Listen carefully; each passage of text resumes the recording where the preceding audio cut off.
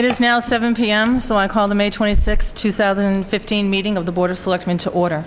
In accordance with the open meeting law, this meeting is being recorded. Is anyone else also recording the meeting? If not, please rise to join me in the Pledge of Allegiance. I pledge allegiance to the flag of the United States of America and to the republic for which it stands, one nation, under God, indivisible, with liberty and justice for all. Thank you. The first order of business tonight is the reorganization of the Board of Selectmen. I'd now like to open nominations for chairman. Are there any nominations for chairman? Yes, Mrs. Goodrich. I'd like to nominate Mr. Holstrom for chairman. Do I have a second? Second? Do I have any additional nominations for chairman? No? There being none, then, I declare the nominations closed. There'll now be a roll call vote for chairman. The vote is to vote on Mr. Holstrom, and this will be roll call. So, Mr. Carpenter? No. Mrs. Brotherton? Yes. Mr. Simonian? No. Mr. Holstrom? Yes. Mrs. Goodrich? Yes. By a vote of 3-2, the chair is Mr. Holstrom. Congratulations, and I turn the gavel gladly over to you. Thank you. You'll wait a minute until we're done. Okay. The second order of business here will be for nominations for the vice chair. And I'll open the floor for nominations for vice chair. Mrs. Brotherton. Yes, I'd like to nominate Mrs. Goodrich for vice chair, please. Is there a second? I will second. Are there any other nominations for vice chair? There being none, I'll call for a roll call vote for vice chairman's vote. Mrs. Goodrich? Yes. I vote yes. Mr. Simonian? So before I vote, I'm just gonna let people know my reason for not supporting the nomination for the chair or the vice chair. Just quickly, after what I witnessed last fall during the discussions on the purchase of the land on Southhold Road and a few other things that went on, this town, this board needs leadership and not someone who's willing to quickly abdicate their leadership role. So I don't support either. My vote is no. Mrs. Brotherton? Yes. And Mr. Carpenter? No. It's a 3-2 vote. Mrs. Goodrich, you're now the vice chairman? Thank you. Thank you. Do you want to switch seats or stay there for tonight? No, we'll It's stay up to here you. for tonight instead of moving things along here. Okay. Mr. Chairman? All right. On the agenda for tonight, we have public comments, and I'm going to ask Mr. Simonian to address public comments on the Auburn community. Yeah, I'll keep this brief too. Over the last 3 weeks, I've gone from the extreme high of yesterday being unbelievably proud of the Auburn community to the 3 weeks leading up to this past weekend. And I think as a community, it's, you should all be aware and hopefully behave better. We had senior citizens who were both physically and verbally assaulted at candidate forums. We had small children holding signs on election day who were flipped off by adults. Is that really what Auburn wants to be known for? I cannot tell you how disappointed I was to receive a phone call from a member of the Council on Aging who described to me the events of what took place at the candidate forum, or after the candidate forum. Still shaken up a day after it happened. We're better than this, and we need to be better than this. Little kids who are holding signs because they like someone, or he's their coach, or a friend of their parents, don't deserve to be subjected to those kind of things. So let's make a commitment as a community to be better than what we have been over the last 3 weeks. Thanks. Thank you. On the agenda we have next is our public hearing tonight. First, I'm going to call on the Wind Turbine and Alternative Energy Committee Have you sufficient members for a quorum, and are you going to call your meeting to order? Yes, sir, with your permission. Please. I'd like to call to order the Wind Turbine and Alternative Energy Committee meeting at 7:05 p.m. Okay, thank you. This being a public hearing, the notice has been put out that we will hold a public hearing at the Town of Auburn Community Choice Power Supply Program Aggregation Plan, prepared by the town's aggregation implementation consultant, Colonial Power Group. And that's here tonight at 7:05, and so it has been posted as of May 12th. Okay, to start it off, I'll entertain a motion to open the hearing. So moved. Second. All those in favor? Aye. Any discussion? Okay. I guess I will turn this over to, let's hear from our consultant, Colonial Power Group.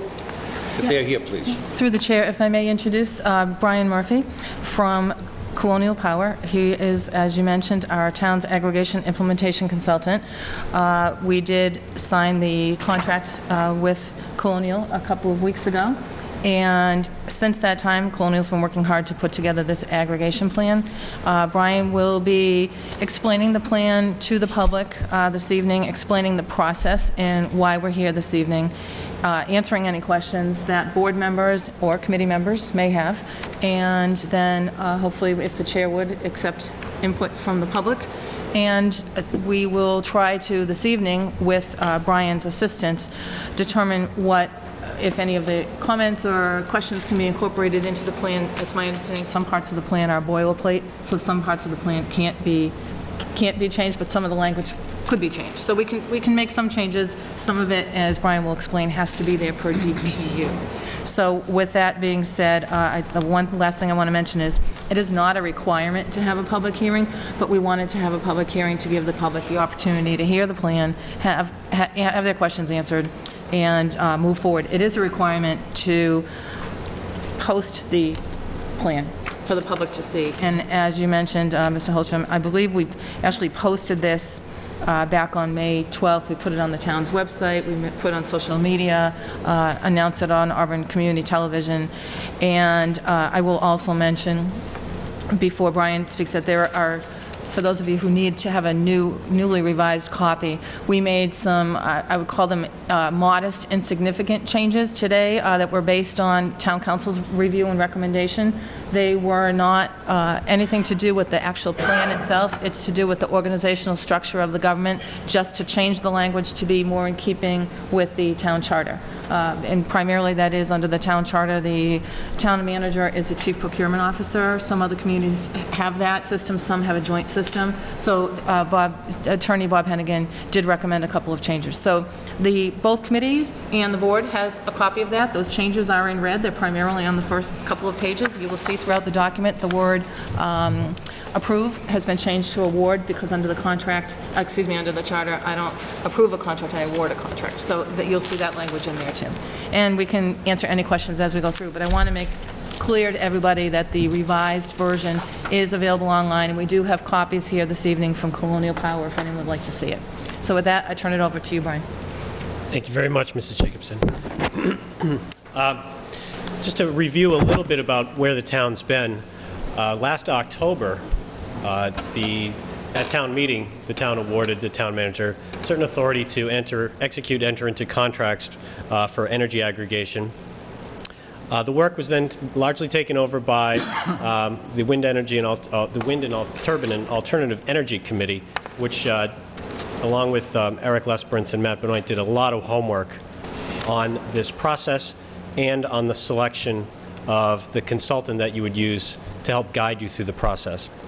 So I want to thank Bob and the committee, and Eric and Matt, Julie, and the town council for all the work they did on this to present a plan that's about as perfect as you can get to this board and to the rest of the town. I've worked with a lot of towns in Massachusetts. Colonial Power Group, based in Marlborough, has clients all across the state of varying sizes, from small villages in the Berkshires like Tyringham to big cities like Lowell. And I can say this, and I'm not just trying to curry favor with the board, but I want to let you know that this town did far more homework on this process than any other town that we've worked with. I mean that sincerely. Even though the town didn't use an RFP process to retain a consultant, it actually went beyond the RFP process by doing extensive interviews with the candidates, developing matrices to help evaluate the candidates' strengths and weaknesses, and making the choice they did. So they did far more than was required. In addition, as Julie mentioned, the town is not required to hold a public hearing on this plan, but it is an important first step to make sure that this plan is transparent and understood by as many members of the community as possible. That will go a long way towards gaining approval at the state level. Our goal is to take this plan to the next step, which is the Department of Energy Resources. By state law, the town must consult with the DOER, as they are known, and subsequently the plan moves on to the Department of Public Utilities for its final review and approval. So again, there's at least 2 more phases after tonight's hearing and vote by the Board of Selectmen on the plan. We take the plan to the DOER for final consultation, and then we bring the plan and its supporting documentation to the DPU for their approval. These things take months, and I don't think I need to tell you that when you're dealing with the Commonwealth, business can move slowly. And so that's why the Energy Committee and Mrs. Jacobson have moved very swiftly to get this plan before you and hopefully out the door and on to the next level. Our goal is to have the plan in place to avoid steep electric rate hikes next winter. And even though it's only late May, it'll be a close run thing to get in and out of the state in time. I want to let you know that right now. We will do everything we can to move the process forward, and we're developing strategies along with Matt and Julie about how we can get our state legislators and other people of influence to see if they can help move this through the queue faster. Things are piling up at the DOER and DPU. There are many other towns that are in the process of aggregating, and so we do have to get in line with them, and hopefully we can get in and out of there quickly. We all experienced sharp rate hikes this past winter, and a lot of us pointed fingers at utilities, and the utilities generally held their hands up and said, hey, there's nothing we could do about it. It was the market. In general, that's the truth.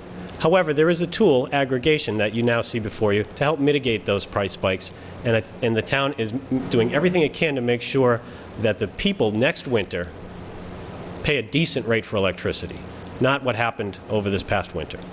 And going forward, those rate hikes can be smoothed out through long-term contracting, and if the town so desires, you can introduce higher quotients of green power into the mix so that the town can keep prices down and elevate the renewable content at the same time. Normally, if an individual consumer wants to buy renewable power, he or she pays a steep premium for it. So not only do we pay high rates for regular electricity here in New England, but if you want to go green, you generally have to pay a lot more. Through aggregation and through some of the products we've developed with suppliers in the region, we can offer lower rates and green power at the same time. So that's really our goal. We want to bring you something next winter that Julie can sign and feel proud of, and that everybody in the town of Auburn can be happy with. From the consumer's perspective, this is early in the game. You know, the rubber won't meet the road for the average ratepayer until a letter comes from the town after the DPU's final approval.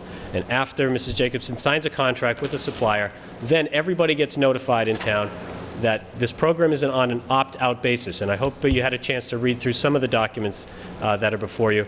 The opt-out thing is a really crucial thing to understand. It's the piece that a lot of people find a little confusing. They get something in the mail, and generally when we get mail, it's if I want to send the card back, it means I'm joining or subscribing to something. But in this case, if you send the card back, you're saying no thank you to the town's program. So it's a little awkward for people at first, but we do everything we can to message the letter and other communications and public relations efforts around this to make sure people get it, that by doing nothing, they are participating in the program. And we'll make sure that the program is attractive. You know, we're not going to offer a rate that's higher than the utility rate because, you know, there would be no point in that. So we're looking to get you savings out of the gate and develop a long-term program that can help you meet your energy goals. With regard to the plan, as Mrs. Jacobs had mentioned, there have been some minor housekeeping issues. Town council did review this and made some changes. I found the changes to be acceptable. I found them to be valuable. It takes a boilerplate document and makes it special to Auburn. Every town runs a little differently, and what we presented to Julie a few weeks ago was, the bare bones of what needs to be done, and then the town gets to fill in what's special to it. And through your charter and through your vote last October, Mrs. Jacobson has certain authorities, and so we wanted to make sure we tweaked the document to make sure that that was accurate to Auburn's situation. The bulk of the document, I'd say pages, 5 to 15 or so, these are things that I would urge you to pass as is. The DOER and the DPU have seen this very document with other towns' names on it many times. And the reason we're so successful in getting towns in and out of the state process is because we present them documents that they've seen before, that they're comfortable with, and that they will approve. So what we want to avoid doing, if we can, is to monkey with something that's worked for a lot of other towns, and we want to make sure it works for you too. So we've made changes that accommodate the unique characteristics of Auburn town government, but we have kept the body of the document that the DPU and the DOER have seen before. And at the risk of sounding like a broken record, if we present them something that they've never seen before, all of a sudden the foot comes off the gas. They have to take their time and digest it and figure out what's different from the town that came before them. And so what we want to do is try to keep things as the same as possible for those folks on Beacon Hill so that they can get us out to the market on your behalf. I could go on and on about what's in here, but as I said before, the rubber meets the road for the consumer many months from now, after we've gone through the state process, after the contract has been put out to bid, and after Mrs. Jacobson signs it. That's when a letter goes home to everybody, and there'll be a concerted PR effort between Colonial Power Group and the town to make sure people are aware of the program's coming. So we'll have more to do on that later, but for now, if it's okay, I'd like to just take questions from the board and or the committee about the process so far and what we can expect going forward. Okay, first off, I think because we have a public hearing and it is open, I'd like to hear from the residents here. If anybody has any questions on what you've already presented to us, or if there's any, excuse me, program questions that they have. Has anybody in the audience got any questions on the program or the plan tonight? We will be having other public hearings on this at some point down the road, and there'll be more information forthcoming, but what I want to do is be sure that if there are any questions, yes. Would you please come up to the microphone and identify yourself, please? My name is Jessica Spring. I live at 61 Elmwood Street in Auburn. Can you hear me? Sorry. No, yeah, thank Jessica you. Spring. You can move it if you need to. Thank you. I just have a couple of questions. The first one being, is the town going to be doing something to make sure that the residents are educated on what their choices are personally without being involved with this possible venture? I've seen a lot in the media that is misinformation. There's been a lot of confusion with neighbors and friends, and I even had someone come to my house just this past weekend about a solar panel program, some kind of community program. And when he came, he was actually commissioned, he said, by the town. I asked for an ID. And he told me he was told to tell residents not to look at competitive suppliers because of fraud. And that's not helping anybody. I understand that the rates went up this past year as part of the generation portion of the bill. That wasn't coming from National Grid. That was coming from a pool of suppliers. Those rates are approved by the state. And I've read it on their websites. I've read it in my bill inserts. Not everybody does that. Is the town going to make sure that residents understand that they have the power themselves to choose a competitive supplier without going into this program, without doing this whole entire thing? And I'm not against or for this program. I actually just found out about it today, but I was a little concerned about what these public service announcements are going to be, because if they're one-sided and people don't understand what they're signing up for, and there's another rate that maybe if the town doesn't negotiate a better rate, they could get a better rate somewhere else, they're going to have to go through quite the process, it looks like, to get out of that and go back to National Grid and then choose another competitive supplier. And the second question I had, or just something to think about, would be the opt-out program. I'm not a fan of opt-out. I've seen it before. I don't think that somebody that doesn't want to be involved in a program should have to or be required action. I think somebody wants to sign up for a program, they should be required the action. I can see a lot of people getting this stuff in the mail and just throwing it out, thinking it's junk mail, not paying attention, and then getting signed up for something and then not understanding what happened on their bill. Again, I'm not for or against the program. Saving money is always a good idea, and I'm glad that this town is looking into something for the residents, but it's just a question of why is there any other option available besides the opt-out option? Okay, I'll turn that over to you, please. Thank you. Great questions. Great questions. Most of our clients haven't taken a position officially about whether other competitive supply offers are good or not. Some have put words of caution on their websites, or, for example, I've appeared on like Council on Aging programs, because a lot of the marketers will target senior citizens. And my job isn't to necessarily promote the town program and say, oh, stick with the town program, don't go with these other suppliers. I just want people to be aware that the town's program is more transparent. It's very easy to opt out of, too. And some suppliers' offers come with fine print, and consumers need to be aware of them. There may be times when a competitive supplier can solicit business on an individual basis at rates that may be better than the town's rates sometime in the future. And what we want residents to be aware of is they really have three options now. They have basic service with the utility, they have the town's aggregation program, which they will be put into by default on an opt-out basis, and they can always choose a competitive supplier on their own with no exit fees or termination fees or penalties of any kind. So the town's program really is the alternative that will form the foundation for most residents' choices, but they can always go back to the utility if they wish, and again, take a competitive supply offer. But I leave it to the town whether you're going to be actively saying this isn't the only option. We can write the communications any way you see fit. Other towns haven't in the past, but it's certainly doable. The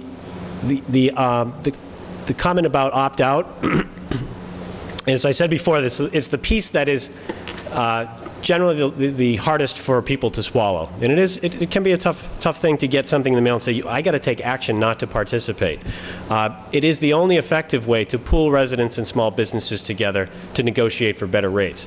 If the town was required to solicit 7,000 homes individually, the town would not know what rate it could offer because it would not know what level of participation it was going to have.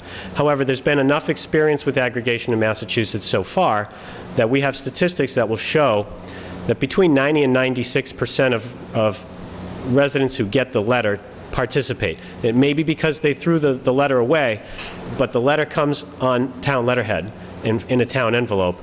So I hope most customers or consumers would look at that and say, oh, this is official business from the town, I better open it and look at it. About, again, 3 to 7% tend to opt out, and the opt-outs come, in my experience, anecdotally, there's three kinds of opt-outs. One is people who sent the card in thinking they were joining, so they misread the letter, even though we made every effort to be absolutely clear that it's an opt-out program. Sometimes we're not successful reaching 100% of the people that way. So some people think they're joining and they mistakenly opt out. Others say that they've just been with Mass Electric their entire life and they don't want any change. And we get that. That's perfectly okay, too. And the third say, oh, it's a government program? No, thanks. And I understand that, too. It's a perfectly valid reason for not joining. But again, the participation rates are generally very high, well into the 90s in all of the towns that we work with.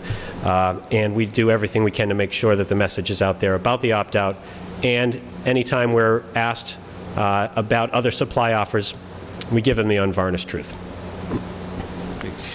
Mr. Simonian? Yeah, this is not to preempt any further public discussion, but I'd rather just stay on this thread while we're on it rather than come back to the board and reopen it. So I have a couple of things. Regarding the opt-out process, is it a complicated process? Because I would share the same concern that, folks would not make the wrong choice because the process may be complicated. I'd like to see the town educate the residents as much as possible on what their opt-out options are. Yep. Number one.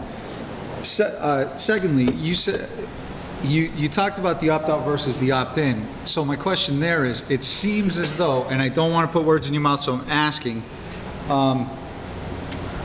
let's say 50% of the residents opted out. That affect our ability to negotiate better rates? Because it seems like you said, and again, I don't want to put words in your mouth, just ask for clarification. It seems like what you said was the reason for opt-out versus opt-in is you wouldn't know how many people were going to use the program, which would therefore affect the rates. If I misquoted you, I apologize.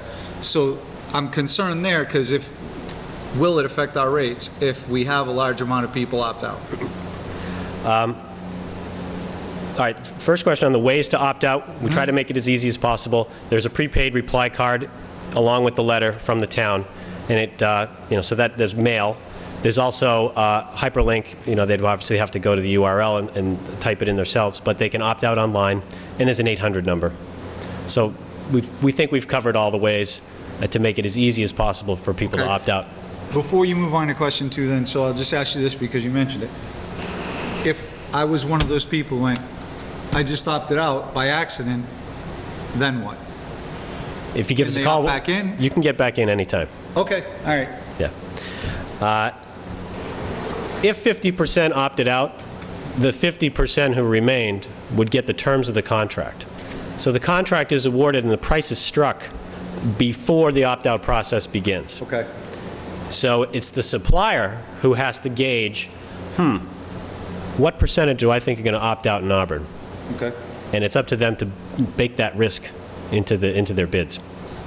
So how long would the contract be? You can go as short as 6 months, you can go as long as 3 years. So potentially, just if we went a year and 50% of the people opted out, after that 1 year, I would think then it would be a little more difficult to negotiate some of those rates. It's a good question. If we put it out to bid, we would use the data at the close of the contract, whoever the customers that were still in the pool, Sure. we'd put that pool out to bid. Okay. And that, So they would base it on what percentage? Yes. And they would probably have to, speculate that some of the customers who opted out may want to return. If at some point they say, oh, I made a mistake, or I want to get back in. With residents, the load is so small on an individual basis that it's easy. It's more of just a paperwork process. If a large commercial institution left and tried to get back in, that can be difficult because the amount of energy they consume, the supplier will not have hedged appropriately if they're not part of the pool. Commercial users and large industrial users already have tons of options in the marketplace, so they're used to seeing this type of thing and tend not to take advantage of a town program that way. Okay. No, I appreciate your answers. Thank you. Okay. Denise, please. Yes. Sir, are there any penalties for like an early opt-out? I mean, are there any type of hidden fees? No, thank you for asking that.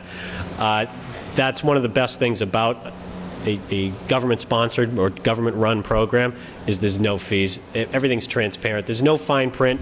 Each consumer isn't going to get a 4-page contract with all the fine print on it. It's a one-pager that offers an apples-to-apples comparison between the town's rate and the prevailing utility rate, and then lets the consumer decide with absolutely no penalties whatsoever. Okay. Yes, You Michelle. got a follow-up? Yes, I'm sorry, Chair. Could I ask the young woman who spoke earlier, please? I didn't catch your name, ma'am, and I didn't know if you're a resident or if you were affiliated with... No, I'm a resident. Okay, and it was just a concern that you were addressing? Yes. Okay, thank you, I'm sorry. Ms. Goodrich. So I just wanted to address her comments also regarding the door-to-door solicitation. So no one in town can go door-to-door soliciting goods or services without a permit. Right. So if someone knocks on your door and they're soliciting without a permit, first of all, I would encourage you to call the police department, especially if they're representing themselves as an agent of the town, because the town does not send anyone door to door to represent them, certainly, to represent the town. He did have a permit. I did ask to see Okay. it. It was signed by the police department, and Okay. he showed me his ID. I'm sorry, I can't remember the name of the group he was representing, but he said that he was advised by somebody in the town. And maybe, again, I'm getting the second hand, I wasn't there when he was told Okay. this. I'm just letting you know that there's a possible concern that there's misinformation being spread Yeah, around 'cause no about one- what people's options are. No one's going door to door regarding any of this. This was for a On different behalf of the program. town. This was for a community Solar. solar panel possibility Even, program. even the solar, no one on behalf of the town is going door to door. Okay, then with that's a information. concern. Yes, Because he please. was going through the town, so just so you're aware. Thank you. Sorry. Town manager. Yeah, Town Manager? Through the chair, thank you. You just said something that triggered what I think may have happened. There are a couple of groups, one in Oxford and one looking to come to potentially in Auburn, looking at community solar, which is different than net metering solar. And for that, they are required to survey residents in the area in which they're looking to put a community solar project to determine if there are enough residents that would take advantage of it to make it appealing for them to do.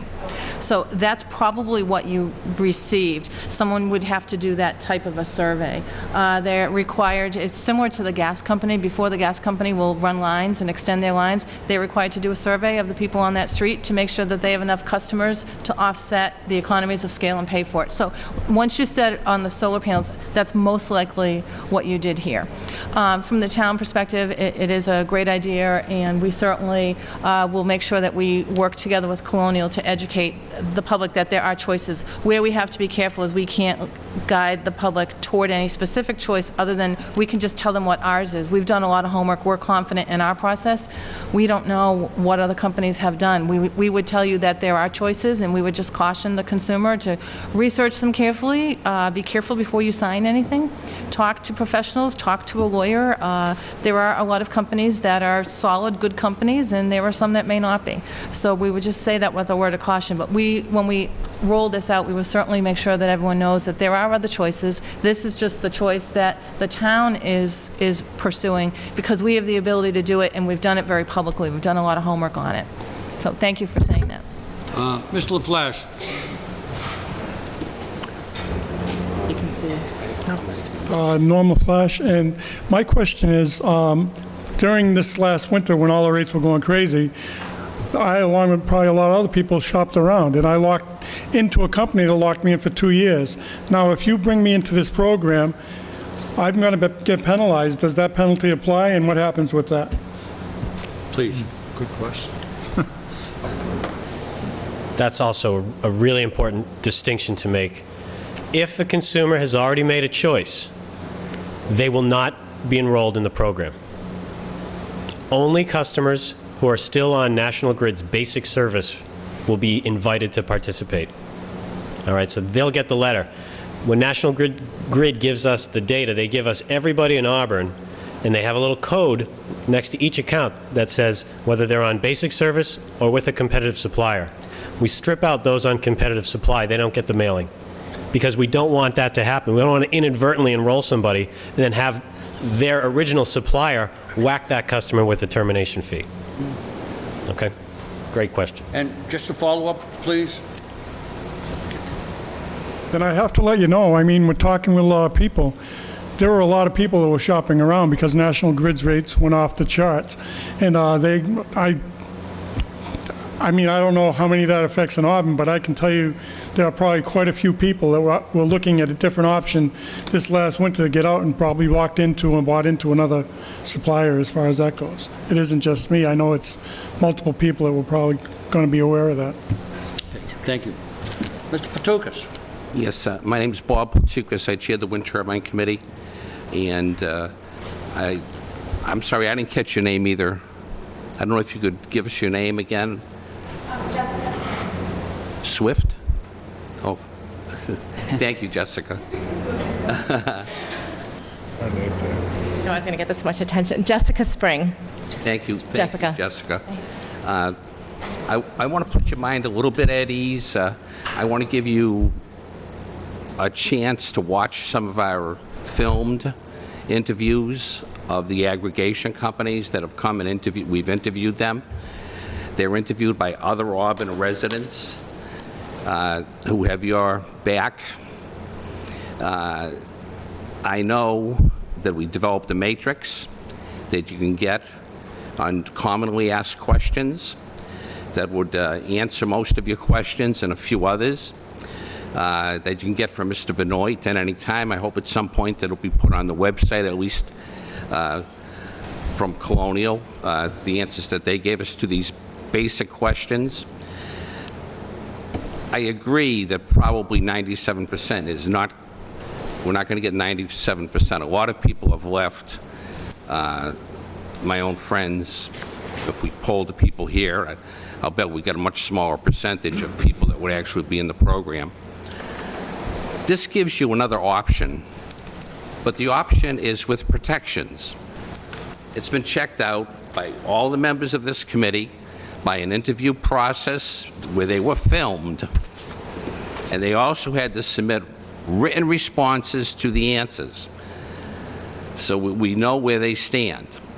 And it's very important that opt out for nothing, opt it back in for nothing is a very powerful statement. If you look on the web, right now you can get some pretty good prices. I know, I check it 2 or 3 times a week. But you better scroll down, because where they get a lot of people, and a lot of people, I realize the town thinks everyone's on the internet, but a lot of people are doing the internet on a small phone, and it doesn't show the whole screen.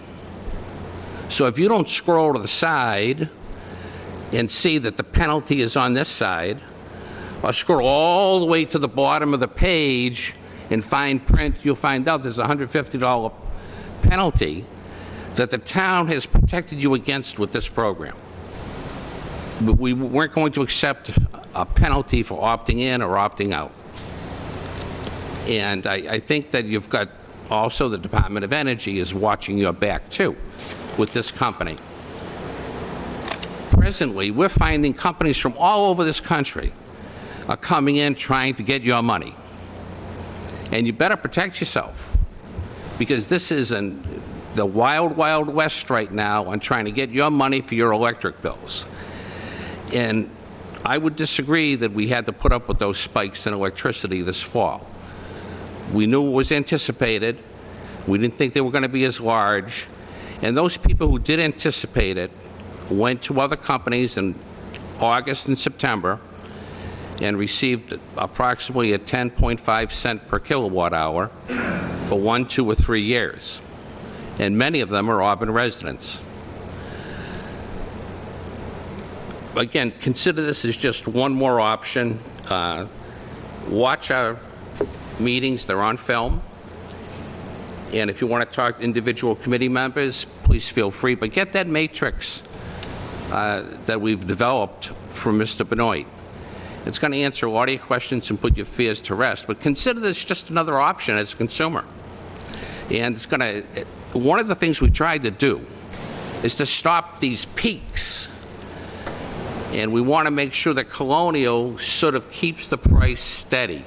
They may not always beat National Grid or another company that's offering you a program, but you're not going to have to, hopefully you're not going to have to worry about this type of deal where your electric rates in some cases go up 90% over from October to November, from October to December, or 37% over the peak of the previous year.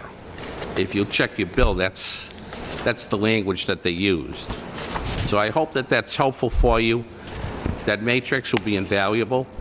But you've got 5 residents on this committee that have been watching your back the whole way. And this is one of them, Maureen Daly.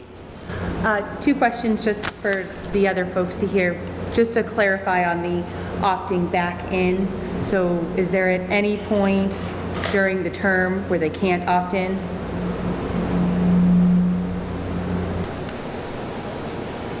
No. Just to clarify, so even if it's 12 months right towards the end. Yeah. And the second, you mentioned those that are in the National Grid Basic Plan. I believe if you're in the installment plan, for National Grid, that's still considered their basic plan or Any consumer can go on what they call a budget plan. budget plan? And that's where National Grid charges you a fixed amount of money every month regardless of your energy consumption. Whether you have basic service or a competitive supplier, you can take advantage of that. It also doesn't impact anyone who's eligible for a low-income discount. That is taken off. That's 25% off your total bill, no matter whether you're with the town supplier, basic service, Joe's Energy, doesn't matter. You still get that discount. Great. Mr. Carpenter? Yes, just a quick question. In going through the proposal, there is, on page 13, there's a mention of eligible low-income consumers, and they are subject to, it almost sounds like they're treated separately. So I was just hoping for more information as to what their options were, if they wanted to opt in.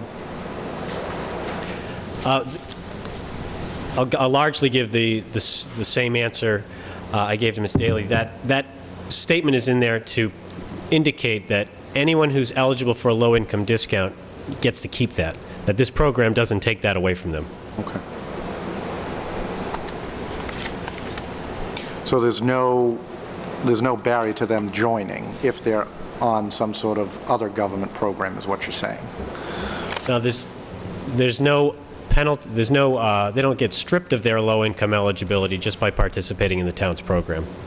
So they get to keep everything as is, and if they think the town's program is better, then stay in it. Okay, thank you. Thank you. Anybody else got any other questions? Okay. I'm sorry, Mr. Patukas. Some people. Thank you. I have, I questioned whether or not we're going to get that percentage. I don't think we will. I think a lot of people have already opted out. But when you show them a good price and no opt-in penalty, I think they may be willing to come back with us, or when their contract runs out.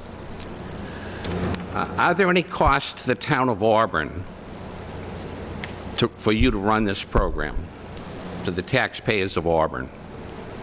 No, that's one of the key benefits of the program is that any costs, particularly, the consulting fee, we run we design and implement it and manage it for you. Our fee is built into the per kilowatt hour generation charge. That means that electricity customers are, in essence, paying for the program, and only those that participate, not property taxpayers, because sometimes those can be two different pools of people. And you might have a homeowner who declines to participate. They shouldn't be paying anything towards this program in that case. So we want to make sure that people who use the program are the ones that pay for it. And just a clarification on that percentage. When I said 97%, I meant of the eligible basic service customers. So in Auburn, let's say there's about 7,000 households. I'm pretty sure at least 10% have already chosen a competitive supplier. Probably more after this past winter. Let's call it 15 to 20. Then another 3% will decline to participate. So of the pool that will be eligible is, not including the 10 to 20% that already chose a competitive supplier, and ultimately will include only those that didn't opt out. Okay. My next question, sir, is related to a gentleman I ran into, and I won't mention his name, 78 years old, 2 weeks ago, and he lost his apartment because he couldn't pay his electric bill, and they forgot to tell him that was wrong because they didn't ask him what his age was. He's now living in a VA homeless shelter. And this is part of what motivates me, because almost everyone here in this room that has lived in Auburn knows who this man is. He's been in their home, he's been in the trades his whole life. Can't do it anymore. He's had 4 heart attacks and 2 strokes. So he can't do the work anymore. But it goes back to what we said a couple of years ago, that a lot of people, and this is why we want this option for the residents, that at the end of the month, and I'm a town meeting member from Precinct 1, and some people I represent are millionaires, and others are at $400 a week trying to make a living. And I don't know how they do it. but they're counting their pennies at the end of the month and asking, do I get medicine? Do I eat an extra meal? Do I pay my electric bill? Do I get my medicine? Am I going to really be able to afford my medicine?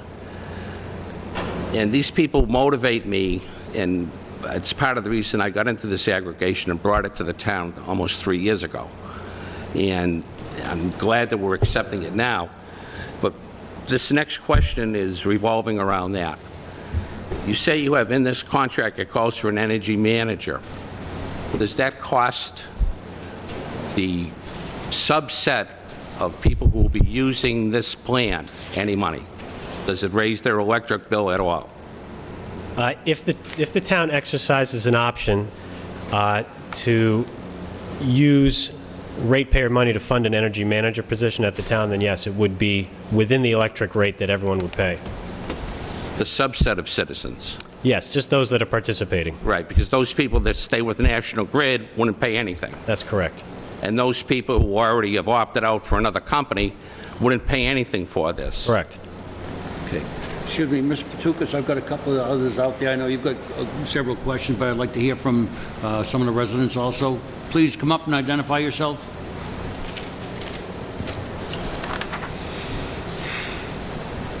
Good evening. I'm Steve Alpert, a longtime Auburn resident. I want to follow up on a question that Mr. LaFlash raised. Under the universal access section of this document, does this mean that individuals such as myself who currently have a third-party supplier can simply opt in when this program is underway if in fact it makes financial sense to me? And then second question, in part raised by something Julie said, and maybe our consultant knows, is it the case that every supplier whom we might pick is required by the DPU to honor net metering? So if I do put up solar, I can work with that as well? Thank you.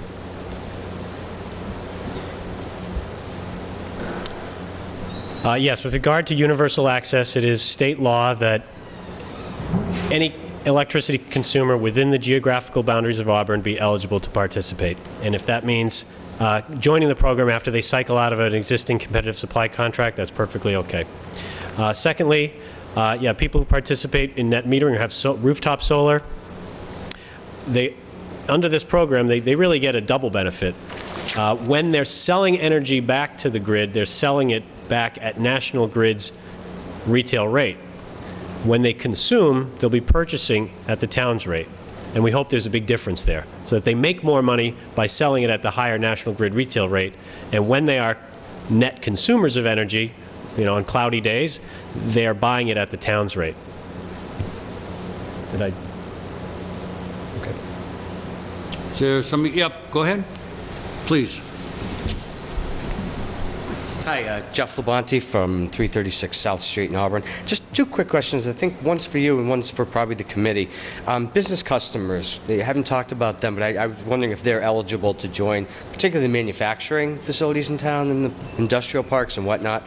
I know they have, peak rate shaving and all that fancy dancy stuff, but if you could speak to that. The second rate, the town benefits. Jeff? Are you not hearing me? Sorry, thank you. Typically, you're easy Loud to hear. enough. The town rates, if someone could speak to the benefits of Auburn in terms of what kind of savings the town expects from purchasing the electricity through this plan, if that's been calculated. I'm guessing it has. Please. Through the chair, I'll take the question on the town rates. The town of Auburn, as a town, as a municipality, we have negotiated a contract with Constellation Energy, and it was a 3-year contract. We did it 3 years ago, and we were at around 7 cents fixed rate 3 years. That contract expired December 21st, I believe. We saw the rates starting to go up in the fall. We met constantly with Constellation to see what the trends were, and we negotiated another 3-year contract with them prior to the end of our contract to get a good rate, but it didn't kick in until our contract had ended. So we stayed at the 7+ cents until December 21st. Then we kicked into another 3-year contract with Constellation. We're at approximately a little over 10 cents for a 3-year fixed rate. So that is for the town, for all the municipal facilities in town. We would then potentially layer that with savings from a net metering credit agreement. We actually have 2. One should be underway soon. The other one is still struggling to get their credits from National Grid because as the market's drying up, a lot of these solar companies are unable to get credits, which is why they're starting to shift to this other type of solar called community solar. But right now, the town does have 2 net metering credit agreements. Over a period of 30 years between the 2, we would save approximately almost $10 million over 30 years. That's assuming both of those projects get off the ground. One is definitely moving forward, and the other one, they're still waiting for approvals. If we find that they're not going to be moving forward, we would opt out of our contract with them and look for another provider for net metering credit. So we're able to layer our credits just like the resident would be able to under this program, but the town wouldn't be purchasing their power through this program because we do have a contract already.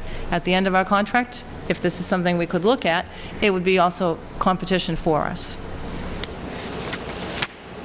And I'll address the business community's eligibility to participate. Universal access applies to all classes of customers, residential, commercial, and industrial. And everything I said about a resident applies to small commercial accounts. So mom and pop stores and pizza shops, those types of places all get the same treatment that a resident would and often have very similar rates. Large commercial or industrial accounts can be treated separately under this plan and under the terms of a contract. They generally get different rates. And the speaker mentioned peak shaving and things like that. There's a lot more complexity that goes into the development of a large commercial or industrial rate, and those factors would still be in play. However, most of the commercial and industrial accounts in Auburn have already gone out and made their own deal with somebody else. So they're unlikely to participate in this because they've been a market participant on their own for so many years. There are a few that still take National Grid's basic service, and they are eligible to participate. They'll be sent the opt-out letter just like everybody else, and they can participate or opt out as they see fit. Most of those customers that are still on basic service are either there almost like in a holding pattern, waiting to start up another contract. They came off an old one. They're just being parked on basic service for a while. Or they have two sort of strikes against them that hurt them when they try to shop. They might have a bad load profile. That is, they use energy at times of day when it's most expensive, and they have an inability to use it at times when it's cheaper. Or they have bad credit. And those are all things that can redline a large industrial customer from participation in the market. And the town gives them an opportunity to get in there because universal access means just that. Everybody, regardless of their ability to pay, whether they're a resident, a small commercial account, or a large industrial account, can all participate if they so choose. Thank you. Anybody else in the audience? Mr. Simonian. Yeah, I just have one last question. I was wondering if you could please expound or explain the statement you made during your initial presentation, because I missed part of it, but I did hear the part where you said, if you want to go green, you typically pay more. And I'm curious what you were referring to there, because when we went through the whole, a few years ago, we went through the whole town going green type of thing, there was no mention of any kind of paying more for electricity or anything down the road because we went green. So could you just expound on that a little? Sure. Explain that, please? Yeah, absolutely. Typically, for a resident, if they have a desire to go green with the electrons that they buy, they work with their utility, National Grid. They're generally on basic service, and they inquire with National Grid, or National Grid markets to them their green power options. And those are generally done through the purchase of renewable energy credits over and above the basic service rate. So just by way of example, if brown power is 10 cents and you want to go green, you're probably going to pay 12 cents or more to get various green power products. A 2-cent premium would probably get you what's called Massachusetts Class 1 renewable energy credits, and that's buying electrons from a facility in Massachusetts that's recently built. Okay. So that's like the deepest shade of green you can get, and you generally pay a lot more for that. Well, and the reason, that it might cost a penny to actually buy that energy, but the other penny comes in the transaction cost of acquiring that customer. Because the individual had to make a choice, and because they had to be marketed to several times before they pulled the trigger and went green, a lot of that 2-cent premium doesn't go to the energy facility, it goes to the marketers. With an aggregation, you have a sort of a built-in pool within the parameters I suggested, between 90 and 97%. And if we say we can slowly green up, we can turn it, it can be a light green at first, and we can go all hydro. We can start to build in wind power from other parts of the country. You want to start to get into New England wind power or Massachusetts wind power, you pay a lot more. But there are a lot more options out there than most people are presented with as individuals. As a community, you can select from a broad palette, if you will, of green power options. Okay, so I'll wrap this up quickly, because it seemed on the town basis with this, the fact that we're a green community has no effect. Is that? The designation green community doesn't impact it. So the other savings things that we've done, there's no effect to us on that. And the only other point, it seems to me, and it's been a number of years, but I was working in the power industry in the early stages of deregulation, and it almost seems like that goes against the whole, if you're forcing people, or is that just part of that program that you have to buy within Massachusetts if you're part of that green? It almost seems to go completely against what deregulation was all about. Like I said, it's been a number of years, but...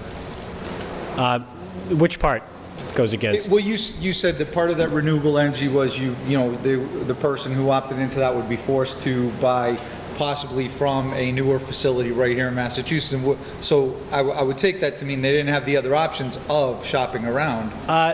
They may technically have those options, but if they're not presented to them, if they're not marketed to effectively, the consumer will never know those options exist. Okay. The money, if you follow the money, that's where the government's policy was to create incentives for renewable energy facilities to be built here. And let's face it, we have high labor costs, we have high materials costs, we're at the end of a pipeline. It's not as windy as we think it is. So there's a lot of things going against Massachusetts when it comes to development of renewable energy resources, and so they cost a lot. And so when a consumer makes that premium purchase, they're saying, yeah, but I believe in it, and by the way, they can also get a tax deduction for that premium, which is a nice thing too. But they're supporting the development of those resources across the state and region if they want to. And that's the same. You can make that decision as a community too. And we can bring you basically whatever shade of green you want. Just by way of example, the city of Lowell, and I think Bob sort of tangentially referenced them in terms of a contract that they were able to get into before those winter rate spikes happened. Back in August and September, they executed a 3-year contract at just over 10 cents a kilowatt hour, and it's 100% hydroelectric from Maine. Now, are those facilities brand new? No. Are they carbon-free? Absolutely. So, they're trying to slowly, bring the community along without putting some sticker shock on them by saying, we're buying from a couple of wind turbines in the Berkshires. That would cost too much, and the people of Lowell wouldn't support it. Okay, thank you. You're welcome. Anybody in the audience got anything else? Mr. Patukas, you had another question? No, I asked I'm not going to ask anything that slows this process down.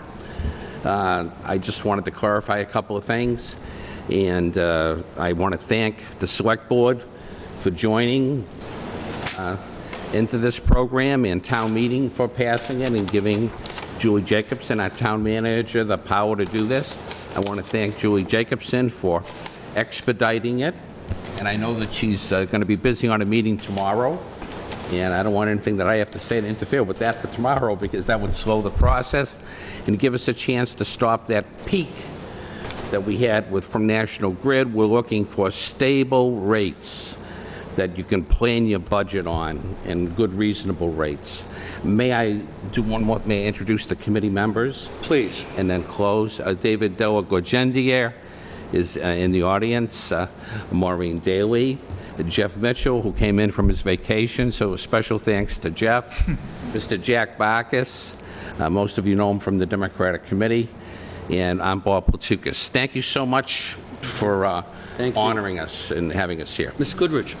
If there's nothing further, I make a I motion have to to- close the hearing.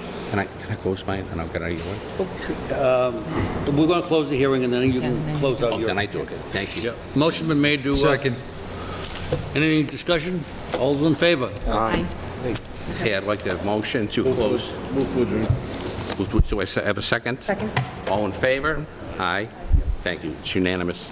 Thanks again. Mrs. Goodrich? Mr. Chairman, I have a motion. I move to approve the Town of Auburn Community Choice Power Supply Program Aggregation Plan. Second. Is there any discussion? Being none, all those in favor? Aye. Aye. Opposed? It's a vote. And thank you all very, very much. I know we put you on the Mr. hot Chairman? seat for an hour. Thanks for your candid answers. Thanks. I just want to say one more time how thoughtful everyone who's working for the town is, and the board as well. The questions were great. The audience participation was great. You know, a lot of times towns choose not to do this, and I think this was a really valuable exercise for all of you. So thank you for putting me on the hot seat. Thank you. Thank you.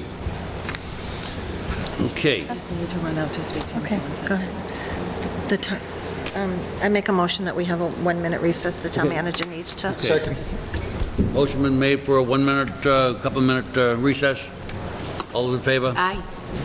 Okay, we're in recess. We're going to. Meeting's back in order. I'll ask for a move up of 6D, gift acceptances. I move that we move up Board of Selectmen item 6D1, immediately followed by 6D2, immediately followed by 7B. Second. Any discussion? Yeah, I'd make a motion to separate 6 and 7. It's just, for people in the audience, it's just to take them consecutively so that we're not waiting. Can we have 2 separate motions, Okay. 6 and 7? Sure. I make a motion to move agenda item up 6D1 and 6D2. Second. Or actually, that's Eh, perfectly all right. No discussion? All those in favor? Aye. So we'll take that on first. And so the first one we're going to have is the Auburn Junior Women's Club. And I'm going to call on Chief Coleman to come forward for that, please. Mr. Chair, can we ask the chief to join us at the table? Yes, would you please join us at the table?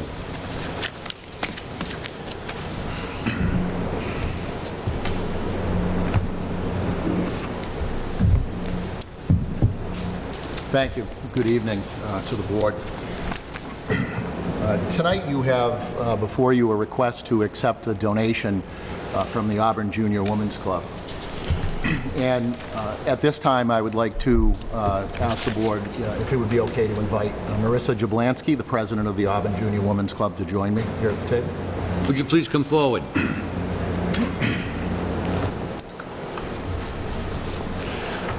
You could come up and join the chief, please.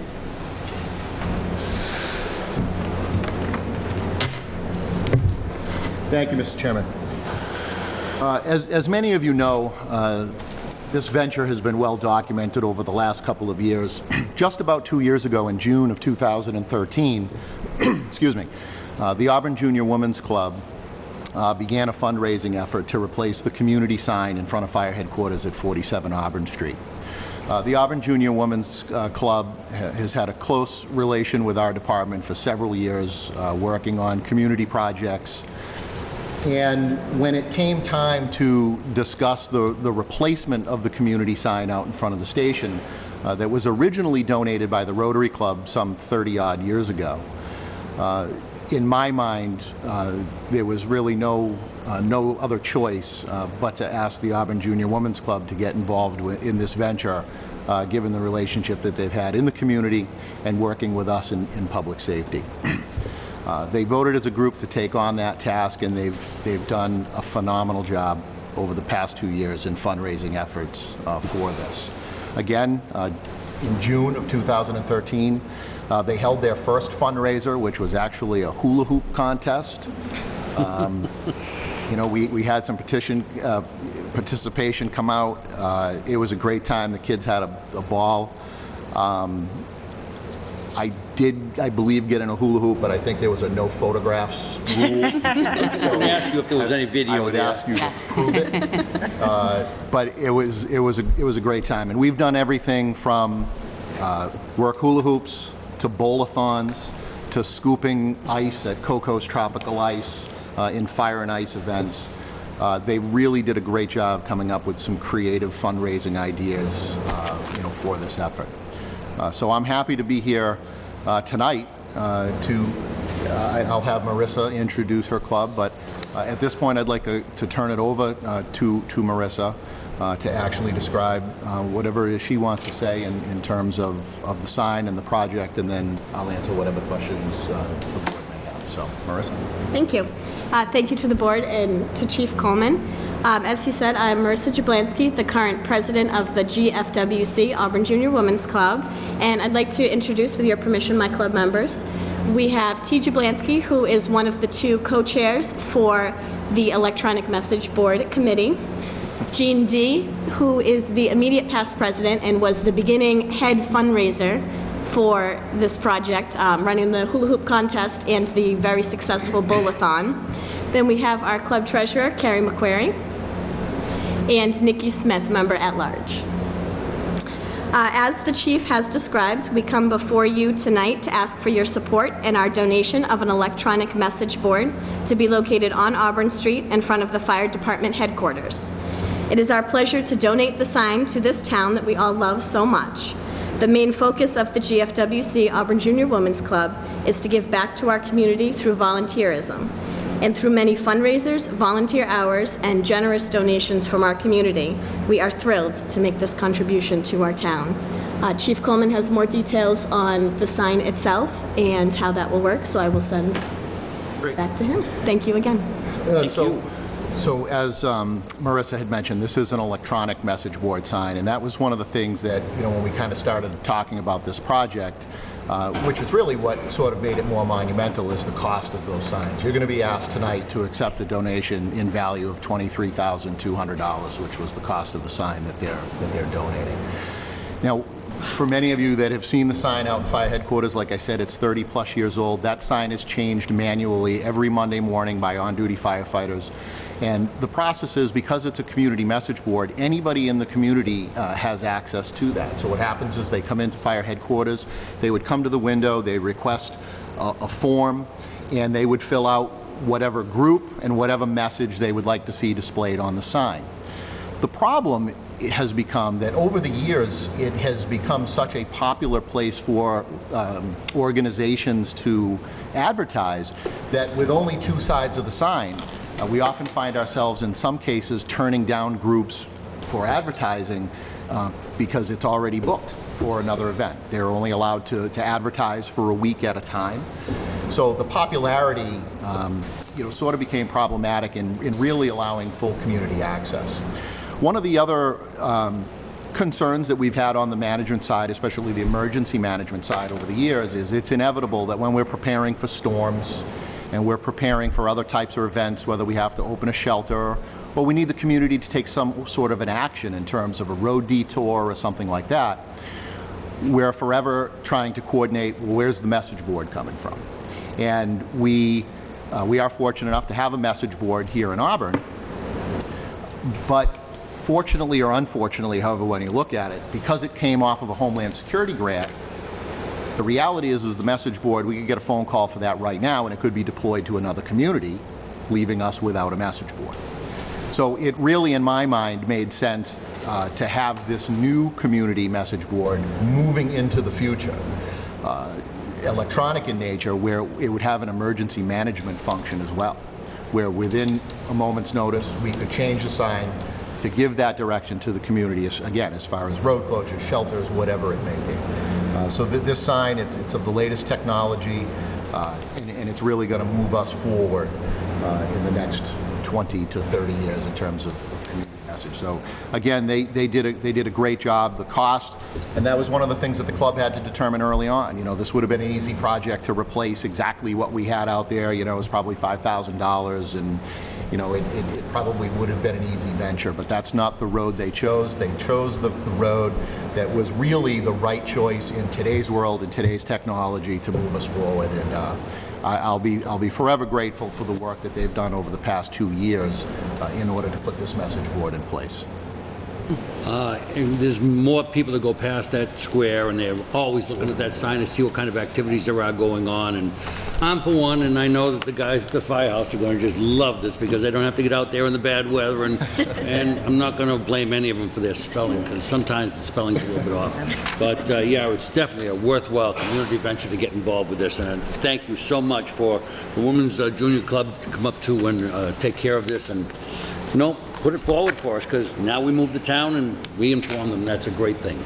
You're very Chairman, welcome. just what I've passed out here is just a rendering of what the sign will look like. Originally, when it goes up, and the installation is slated for the middle of June, it will still carry the same fire headquarters banner on the top that the one in the square has now. And the brickwork and the number, that'll be something that, you know, we will deal with after the fact, after it's installed. But this is a rendering of what it will look like, you know, after its full completion. Unbelievable. That's great.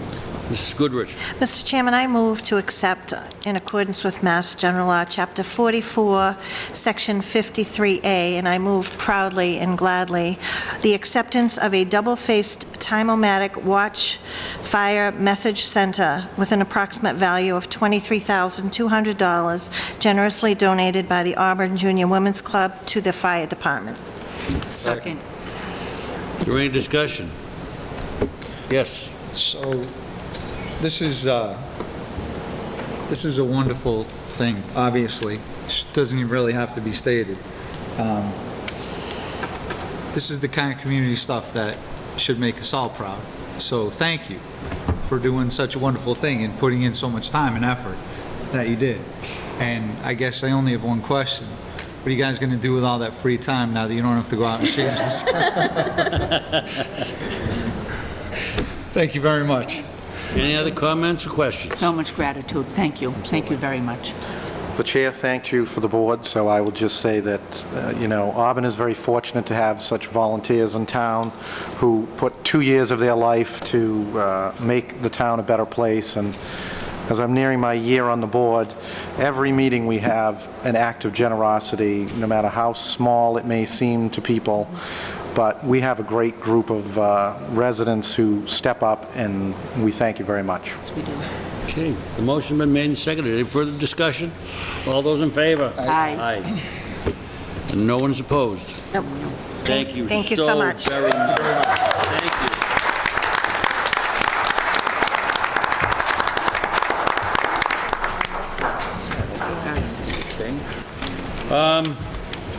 This one here. Our second one for tonight is through to the Recreation Department through the Auburn Industrial Development Corporation. Motion to accept with gratitude. Second. Is there Mr. any Chairman, I believe motion? we have Yeah. a representative here Presentation Oh, here. I'm sorry. for a presentation. Would you please come forward? Through the chair, if I may introduce, this is Martin, I call him Marty Reisner, from the Auburn Industrial Development Corporation on Sword Street, and he is here this evening to, for us, gratefully to present a check to the DPW/town for the Independence Day celebration. So I turn it over to Marty. Thank you. I just wanted to just express our company's gratitude and good fortune that we've had our buildings here for the past 45 years. And we've always had the support of the town, the assessor's office, to know when we're full and when we're not so full and working with us. And it's important to myself and the Reisner family that we maintain a presence in Auburn and give back to the community. And so this is a small token of our appreciation. I hope you accept it.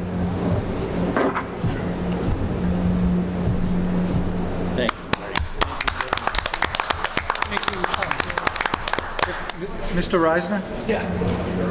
if I'm not mistaken, this is not a first, right? No, This is, It's a first to this event.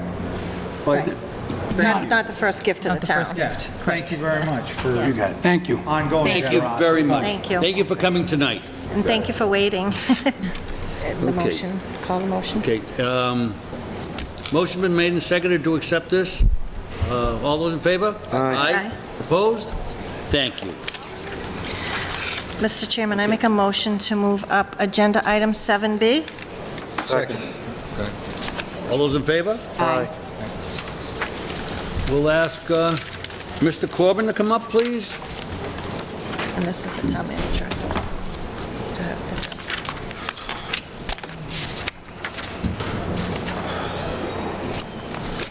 Through the chair, if I may.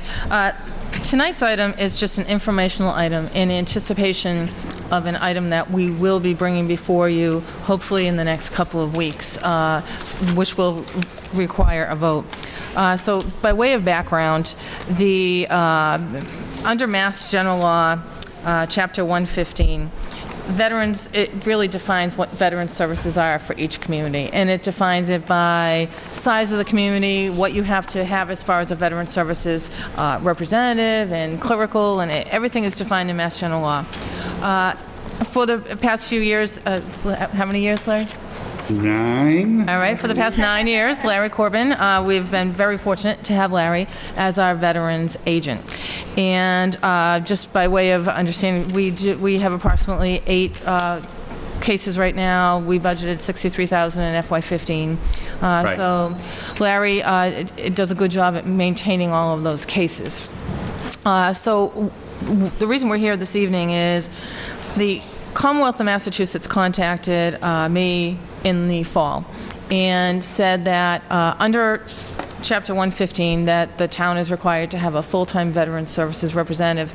In their definition, someone who has to be here every day that town hall is open, to mimic town hall hours. We've been very fortunate to have Larry.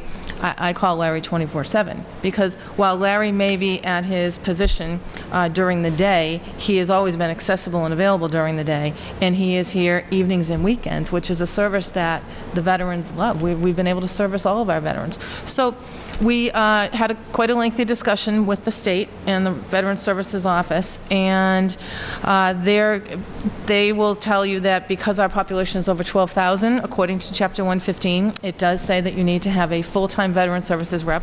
We considered Larry a full-time rep and has been in this same situation for 9 years. The state's interpretation is that that Veteran Services rep needs to be here during the day. So I am still convinced that, and as is Larry, that we fall under a certain section of the law that actually exempts us from that until such time that Larry retires, because Larry is appointed every year. He's in that position, and the law clearly states as long as someone's in that position, you don't have to change your services. That being said, none of us want to argue with the state or with the Department of Veterans Services. We just want to provide the best services we possibly can for the veterans of this community. And rather than having to do a full-time position, which Larry could not take because he is employed elsewhere, we have been in discussions for several months with 3 other communities now to form a veterans service district. That is in lieu of, that's another option for the town, as opposed to having to have a full-time person here every day during the daytime hours. So in the veterans district, you have to have contiguous towns. So the problem that we were running into is we were reaching out to all of our contiguous neighbors, and some of them didn't want to take Auburn on for the sheer reason that to take on a community of over 16,000 people boosted their total population. And once you boost your population for the district, you have to continually add more staff for that population. And there's a whole formula and a whole chart. We had looked at Charlton and Southbridge and thought that would be a great district to join, but we needed Oxford to join because Oxford makes us now contiguous. So I met last week with the town managers and administrators of each of those 4 communities, Charlton, Southbridge, Oxford, and ourselves. And we had reached out to the Veterans Services Office in Boston, and it's my understanding that they have agreed that if we form this district, and I should say There's already a district that was formed last year when we looked into this, and we weren't ready to join it Right. at that point. But there is a district with Charlton and Southbridge. So with Charlton and Southbridge, they have one full-time veterans rep, and they have the one full-time clerical position. For us, our two communities to join in, that requires another full-time veterans agent. It is my understanding, the contact was made by Southbridge and Charlton because they are the lead agencies in this. They contacted the state, and the state would accept Auburn and Oxford, keeping our existing veteran services representatives, so we'd be able to, agents, so we'd be able to keep Larry. Oxford could keep theirs, and that combined, they form another full-time person. So we continue to service our clients and veterans as we always have, and Oxford does as well. To me, one of the best things of this is, number one, we are clearly in compliance with Chapter 115. There's no longer there wouldn't be any question over how many hours and what we should be doing. We would have an intermunicipal agreement that outlines the district and states exactly what we're doing, and the state accepts it. So it's clear, there's paperwork, everyone knows what the situation is. The other advantage is, if Larry, occasionally you do go on vacation, but when Larry goes on vacation, Larry always arranges a backup. That would automatically happen. If someone comes in here now during the day and Larry's not here and they can't come at night, we have a backup through the district. Likewise, the district has a backup through Larry because they don't have somebody who's working nights and weekends like we do. So they may have a veteran in Southbridge who really needs services. He could come here and get those same services. Larry could still have the hours he has here and service that veteran. So it's enhancing the services for the veterans community, not just here, but in 4 communities. So the process is, and it's my understanding, and we're going to be working through this as we go along, but the board is going to have to vote on an intermunicipal agreement. So I'm here tonight to tell you that we are working on that, and it's being drafted, and as soon as it's done, we're going to get it to you. And under Mass General Law, a regional intermunicipal agreement requires a vote of the Board of Selectmen. Even though technically I'm the one that signs it, it still requires a vote of the board. So likewise, Oxford will be going to their Board of Selectmen, and Charlton and Southbridge already have a district, but they're going to their Boards of Selectmen just to let them know and see if there's any concern about expanding the district, which doesn't impact them at all. There's no financial cost to the town right now to do this. We get to keep our services. Down the road, should Larry one day decide to retire, which we hope he doesn't, but if he ever does decide to retire, we respect that. We may have to revisit.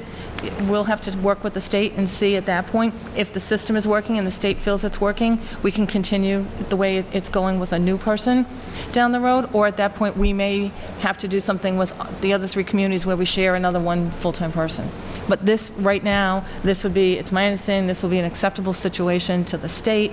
It's a benefit to us, it's a benefit to the towns, and most importantly, it's a benefit to the veterans of this community who are well-serviced. So there won't be any delay or any to any of the services by getting involved in this? Nothing. Great. I'll just continue on. Do you have a timeline of when that agreement will be put together? I looked at a draft today. The town of Southbridge was actually working on a draft, and that was submitted to me today. I looked at it late this afternoon, made a couple of proposed revisions and sent it back. The other 2 communities likewise are also going to be making revisions. Our hope was we'd like to have a document that the 4 communities, at least as far as managers, that we all agree the document is sufficient, that we can then bring to this board in 2 weeks. So we're hoping to do it in 2 weeks. If it's not ready, it would be the meeting after that. But we'd like to get this done. Initially, when the state came to us and said, you've either got to do a district, or you've got to do full-time, or you've got to change the hours, they gave us until this coming September to come up with some type of a solution. So it's my understanding that the state is very happy with the solution that we've come up with. So I don't anticipate a problem on the state level. We just need to get all 4 boards to vote on it. So, and it's critical for us that Oxford participate, because again, if they don't participate, we're not contiguous. And then basically what happens is we would have to look at another community. And again, if our 16,000 population gets added to some other communities, and the couple communities around us that are contiguous, they don't have a population of 12,000, so they're not required to have a full-time veterans agent. If we join them, then they are. So then their costs skyrocket. What we did agree to with the community, with the 4 managers, was that if for any reason, and I don't see this happening, but if they got swamped with veterans from Auburn who aren't being serviced under the current situation, and they were having to service those veterans, there may have to be a shared cost to us of their full-time person, but we don't anticipate it. We're servicing all our veterans now. There's no reason to think that any of that would change. Likewise, we would look at it. If we started servicing a lot of veterans, say, from Southbridge because the system wasn't working, we'd have to look at it. But right now, none of the communities anticipate any financial change in what we've been doing. Larry, did you add anything? Well, services is one thing, funding is another. The veterans, Chapter 115 assistance given to the veterans, each town has to pay their own. So we wouldn't, if I service somebody from Southbridge, Auburn would not pay him Chapter 115 benefits. That all comes from the town. Yeah. Nothing changes on That's the a great money. point. And that is in the IMA. You'll see there's a section in the IMA that states each town will be responsible for the reimbursement procedures and for the submission of the paperwork to the state for their own veterans. Each one will be reimbursed back to that town. There's no central, there is a central treasurer, so to speak, and there is also who just oversees what we're all doing to make Right, sure we're right. doing the right thing. And each of the town managers would be on a board, and the board would meet regularly to make sure that we are serving the needs of our veterans. I think we're going to see enhanced opportunities to actually do some things with some other communities for veterans, and maybe they can lend us a hand, and maybe we can give them some assistance as well. It benefits the veterans. Case management still stays with us. So the veterans stay within the town. And while we're here, I just want to take the opportunity, to thank Larry for the great job he does with the veterans, but just to clarify, because I have had some questions of late as far as what does the veterans agent do. The veterans agent under Chapter 115, the duties are very specific. Larry is here to service the veterans, provide access to the programs and services that the state and federal government provide for our veterans. It's to let them know what programs are out there, it's to process those claims, it's to ensure that we get the reimbursement. So while Larry is and does get involved with veterans groups in the community, the job of the Veterans Services Agent is very much defined under this chapter. Thank you. Any board, go ahead. Yeah, I can tell you from personal note, any time that I've had questions regarding any veteran services, pretty much Larry's been able to give me the answer on the spot. And I've obviously talked to a lot of other veterans in town, and I've heard nothing but good things. So while apparently there's no change, but a little bit of a change, I think it's great for the town that we continue. He's all right, even though he's an Air Force guy, but Let's not get into that. I couldn't swim. Thanks, Larry. Okay. Anybody got anything else? Thank you. Thank you, Larry. And Thank you. Okay, thank you. Thank you. And I'll be back to the board as soon as we have that agreement. As soon as we have it, I'll try to get it to the board ahead of time. Again, there are 4 communities working on this, so it's going to take a little bit to hash it out, but as soon as we can get it to you, we will, and there's no rush to vote it. However, we would like to get it done as soon as possible, because the rush is really, we have to get it in place by September, but there's no change to us, and it just seems like a really wonderful opportunity for everybody. great. Thank you. Thanks. Okay. Yes. I make a motion that we move up Town Manager item 7A. I believe that will take care of anyone else who's waiting. Okay, 7A. Second. Yes. Any discussion? All in favor? Aye. Thank you.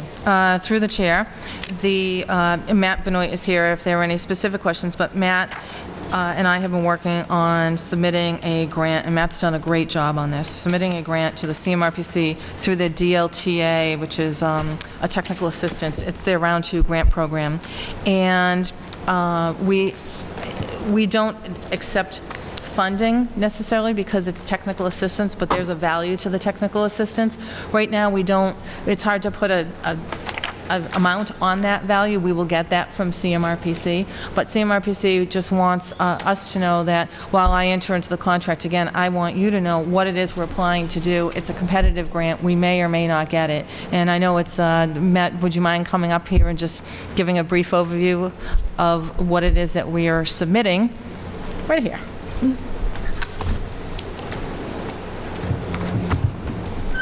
Thank you, Matt. Thank you. Good evening, members of the board, Mr. Chair. Congratulations, by the way. What we're submitting for the local technical assistance from CMRPC is to have them work on an overhaul to the Drury Square Village Overlay District proposal that was initially submitted by our esteemed boards back in 2008.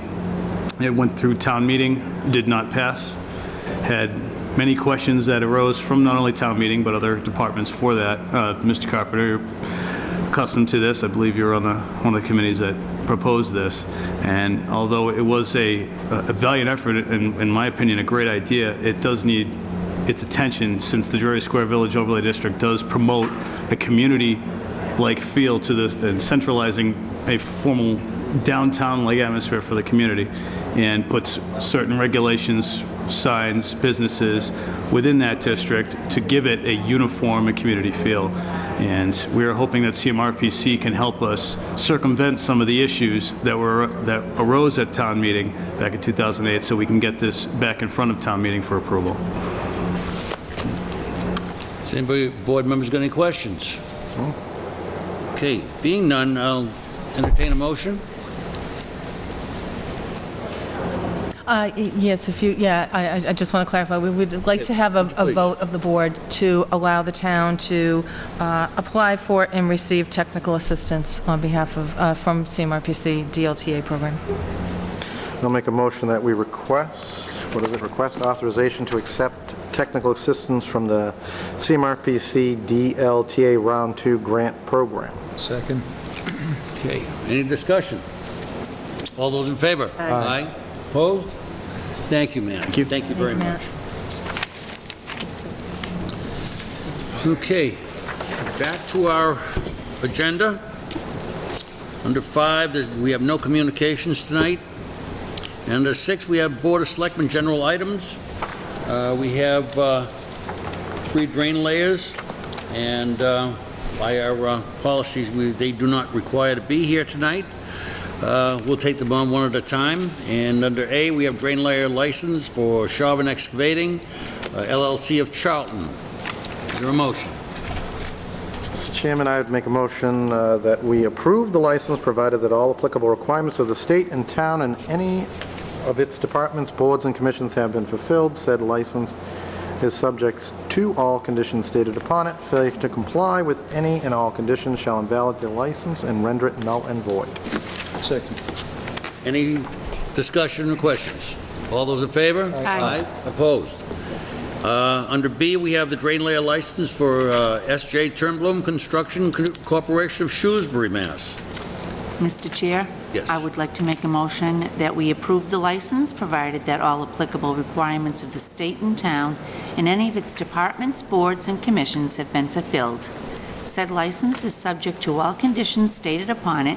Failure to comply with any and all conditions shall invalidate the license and render it null and void. Second.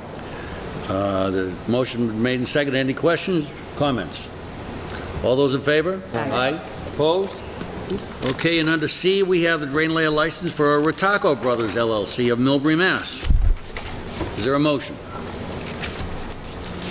I'll make a motion, Mr. Chairman, that we approve the license, provided that all applicable requirements of the state and town and any of its departments, boards, commissions have been fulfilled. Said license is subject to all conditions stated upon it. Failure to comply with any and all conditions shall invalidate the license and render it null and void. Second? Motion been made and seconded. Is there any discussion? Yes, Mr. Simone. Yes, this is the only one of the 3 that does not have a certificate of liability insurance attached to the packet. So is there one on file? Do we have one? Do we have proof of that liability insurance? Mr. Chair, they will be providing it to the sewer department.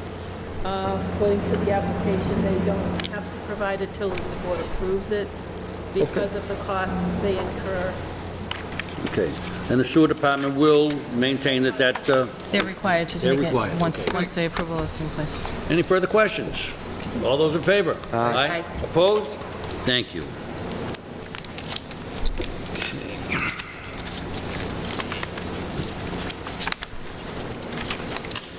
Okay, we're back to gift acceptances. We have one here now for the Auburn Public Library from Webster First Federal Credit Union for $100. One from Mary L. Moore in memory of Alice LaRue for $20. From Priscilla Moran in memory of Alice LaRue, $50 to the library. Paul and Irene Blow in memory of Alice LaRoe, $25. Kathleen A. Salemo in memory of Alice LaRoe, $10. Mary Howard in memory of Alice LaRoe, $15. Edward H. LaRoe in memory of Alice LaRoe, $25. Make a motion we accept with gratitude. Second. Any discussion? All in favor? Aye. Opposed? Thank you. Okay. Under proclamations, we have requests for Eagle Scout proclamations. This is for the Eagle Scout Court of Honor for Zachary Peterson, Connor Toomey, Alex Morrow, and Samuel Cinnamon. And it's for Sunday, June 7, 2015 at 2 o'clock at the Auburn Webster Lodge of Elks at 754 Southbridge Street in Auburn. Dinner to follow, and we are asked to RSVP to Mr. Fournier and the Eagles' parents. Mr. Chairman, I make a motion that we approve the proclamations for the 4 Eagle Scouts mentioned for their Eagle Scout Court of Honor. Second. Any comments, questions? All those in favor? Aye. Opposed? Okay. Now we're moving on to 7C.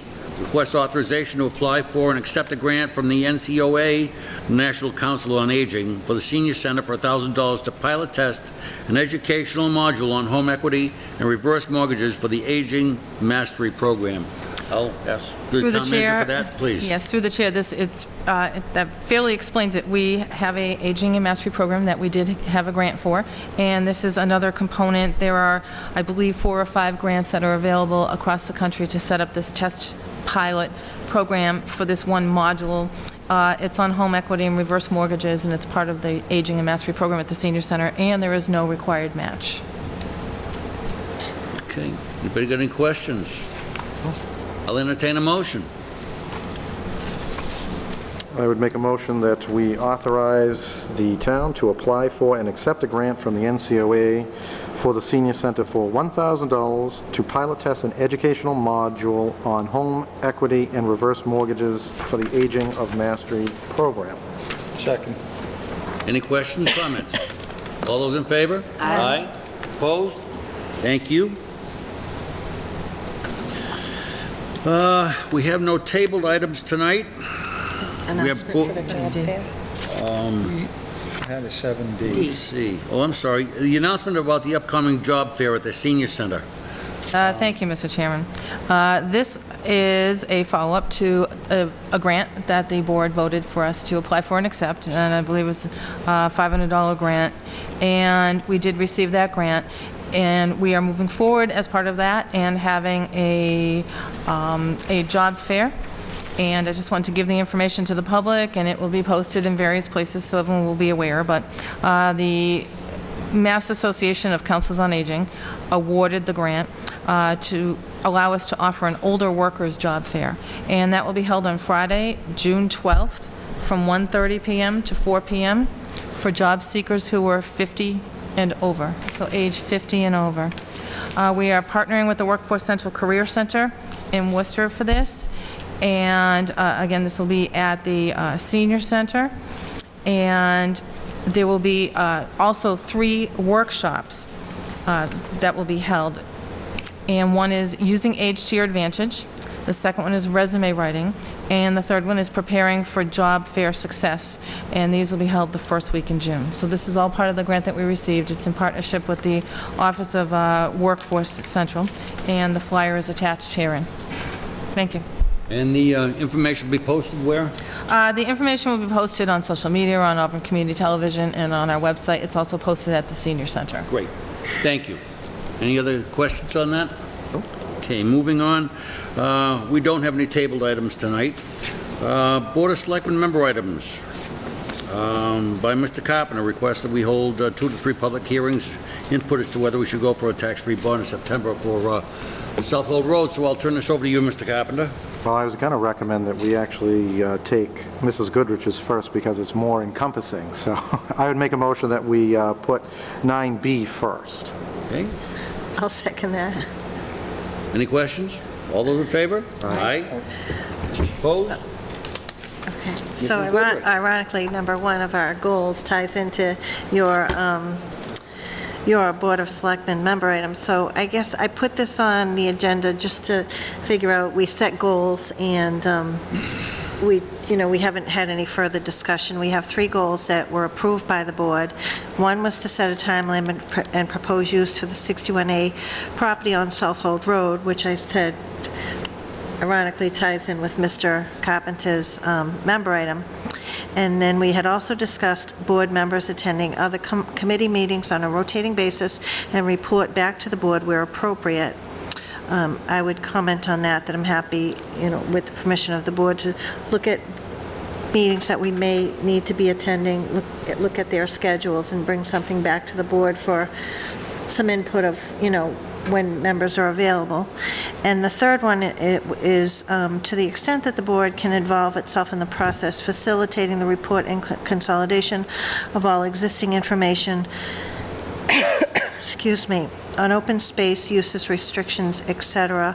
I believe that at the time that we discussed this agenda item, we had talked about a subcommittee possibly looking at this. So I'm just asking that we just kind of formulate a plan to move forward with our goals for 2015.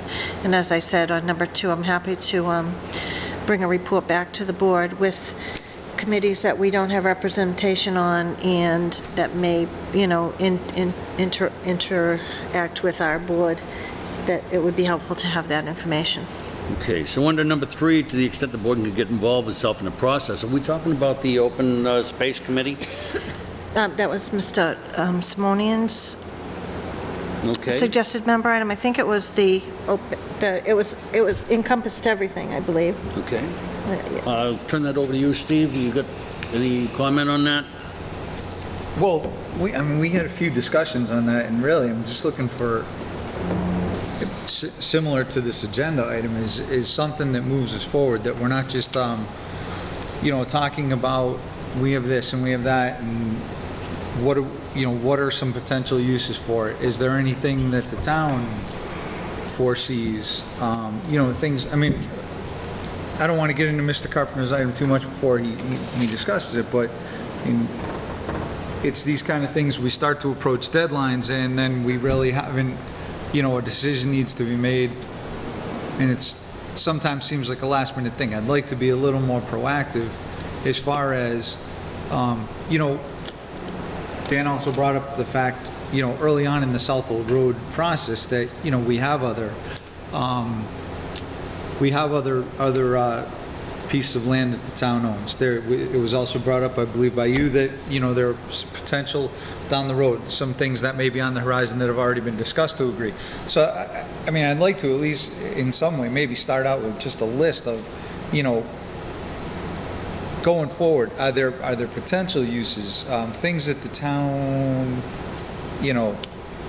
feels there might be a need for. We've heard, I'm not saying we're going to run out tomorrow and build a new police department, but we've had Chief Slukas here, we've had some issues. That may be something 5-10 years down the road. If there's a need for that 5 or 10 years down the road, and we have a place that would be better to house a new police department, or whatever it is, anything like that, any kind of municipal. I don't want to limit it to one thing or put anybody on the hot spot. I'm just saying, those kind of things we seem to be almost done in a reactive rather than a proactive manner. So I'm happy to discuss. It should be up to all 5 of us, thoughts, ideas, but I'm just trying to get the ball rolling there. What are some things that maybe the town manager, town administration foresees down the road that maybe needs? What would, maybe strategically be the best place to put that, things of those nature. We've seen in the past some of the things that happened. There was a lot of back and forth and a lot of time spent on a site for the high school, and then there were reasons why it couldn't be here, it couldn't be there. So I'm just, hoping that in some way we can work with any other committees or whatever it is in the town to try and alleviate those kind of things, so that we don't get, so far down the road on a project or to a point, and then all of a sudden, everyone's hard work is thrown out the window because there was a reason maybe we could have found out 2 years ago that wasn't a good use for that. Whatever it is, I mean, there's a lot to it, and whatever small way that we can help as a board to facilitate it, that's all I'm looking for. If it's working with town administration, other groups, to whatever extent we can help those processes or help facilitate some of those things, that was the whole point of my goal. Julia, is there a open space committee now? How active is it, and how many members do we have? Through the chair, we did advertise for open space committee members, and as of last week, we've appointed 5 members, so we have a complete committee. Matt Benoit has reached out to them to encourage them to come and get sworn in. The letters of appointment went out, I believe, at the beginning of last week. I don't remember the date, but the letters of appointment went out. They need to come in and get sworn in.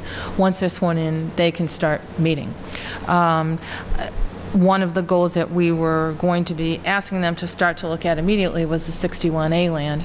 However, with a volunteer group, we're not quite sure. We don't want to put pressure on them to have to come back to the town with a recommendation that quickly. So I think, I don't want to get into it, but that then leads into Mr. Carpenter's motion. But I would just say, just as a statement, Ed and I had mentioned back in, I'm not sure, January, February, when we were talking about this process, that the town, we need to know by mid-August, when we go out to bond in September, whether we're going to be using tax-exempt bonds for this, non-tax exempt bonds, or we're going to ban it. So by mid-August, we don't necessarily have to know exactly what you're going to use that 61A land for. What we do need to know is, does the town want to hold 100% of it for the next 10 years for some type of municipal/town use, which can be determined by open space committee, it can be determined down the road through the board, through a public process. If the town wants to do anything other than using it 100% for 10 years, because that's the term of the bond, and any portion of it will be leased or sold, or that's your intent over the next 10 years, regardless, again, you don't need to know what you're leasing or selling it for, you just need to know that, is that an option that you want to keep open? We need to know that by mid-August. So the questions are fairly simple by mid-August, even though it is hard to make a decision for 10 years if you don't know exactly what the details are. You don't need to know the details other than, yes, we think it's valuable to hold 100% of the land for town purposes, and let's look and see what we can do. Or, no, we'd like to recoup some of our investment and sell off some of it, and let's talk about what we can do. But at least that would give Ed and I the idea of which way to go with regard to ban or bonds. Eddie had explained it at a previous meeting, but basically we can ban for 6 months to a year. It's not recommended to do 6 months, it's more recommended to ban for a year. That can buy extra time. The downside of that is we give it another year to make these types of decisions, and the interest rates could go up. We have no control over them versus going out for a bond, a 10-year bond now when we know the interest rates are favorable. We don't know what the market would be in a year. So I think that's where, I don't want to speak for Mr. Carpenter, but I think that's where his item is coming from, but this all ties in together, so that's why I'm mentioning it. So the board would need to indicate to town administration again by mid-August. So the Open Space and Recreation Committee, hopefully they can get going, they can start having these discussions. Maybe they could have 2 or 3 meetings before then, and they can solicit some input. And I believe Mr. Carpenter's proposing that the board also have a public hearing, maybe incorporate in your current meeting, or maybe a separate one. I'm not sure which way, but I think you could make those types of decisions you need to make by mid-August, knowing that you can have time to flush out the details, as long as if you've decided 100% municipal or not. That's the big question. Well, first off, I guess with the Open Space Committee, if you've got 5 members and they have to come in and be sworn in, I'm going to ask them to come forward and get sworn in as soon as possible, because we can use your services now. There's something we want to get moving on. And I don't know if it'd be the best thing to do, but maybe call them and tell them you do have to come in and get sworn in, and then before they make the phone calls, to find out what kind of a schedule you can make for meetings. Yeah, and if we can do that, we'll get the ball rolling there. Sorry, through the chair, they did receive letters of appointment that stated that, and they did receive an email, I believe today or yesterday, from Matt Benoit, reminding them that they need to come in and get sworn in, and that we're anxious to get moving on this, so they've been notified. And I'm going Mr. Brotherton has something. Denise. Oh, yes, I'm sorry. Through the chair, Matt, do you think, I know in the past a lot of these committees that have come together have either asked for a board member to participate or it's been recommended that we participate?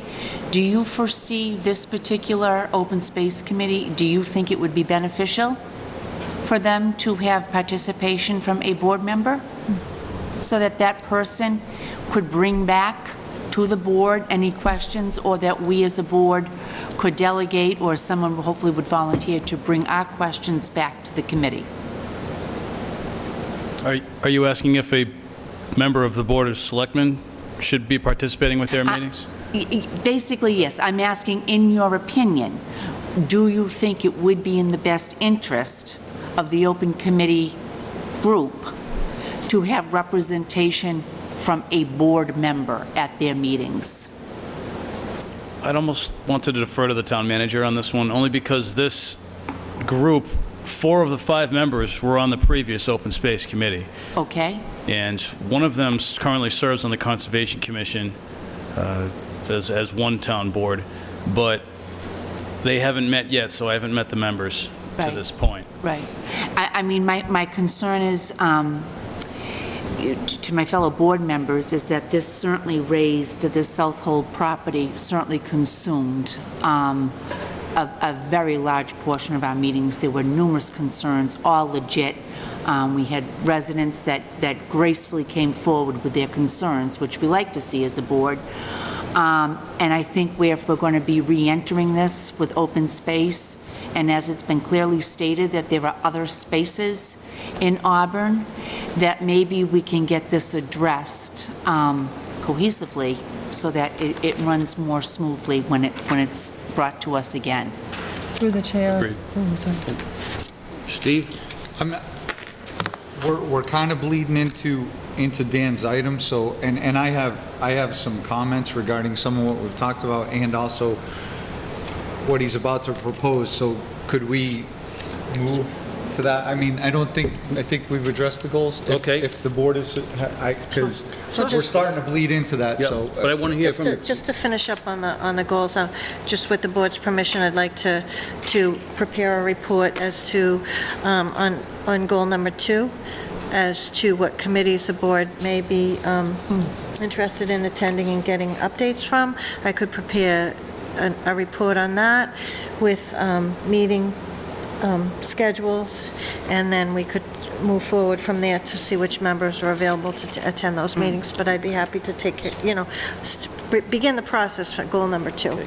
And Julie, please. And through the chair, I was going to say the same thing. While we're on that item, I think Mrs. Brotherton's question ties into number 2, in that if the Open Space Committee's already been appointed, and there are 5 members of that committee, I think there is something where it says a member of a Board of Selectmen can be on no more than one additional committee in addition to the board, so that's something you have to look Okay. at. But rather than being a member of the committee, in keeping with item number 2, maybe you appoint someone to go and attend the meeting, so you're able to listen, participate as, not as a member of the committee, but as a member of the audience, ask questions, participate, and come back and report to this board. So I think that's absolutely doable. Yes. I think making a member of the board a member of the committee might be, well, we'd have to, number one, we'd have to add one more member of the committee, because you have to have an odd number. So right now we have 5. But I think there's a number of you serve on other committees that might be an issue too. And I may need, I'm sorry, I may needed to correct myself absolutely on that. I think bringing up number 2, it would be great as a advocate, maybe, or Ex officio. a communicator, you know, Ex officio member. to help the board get the information.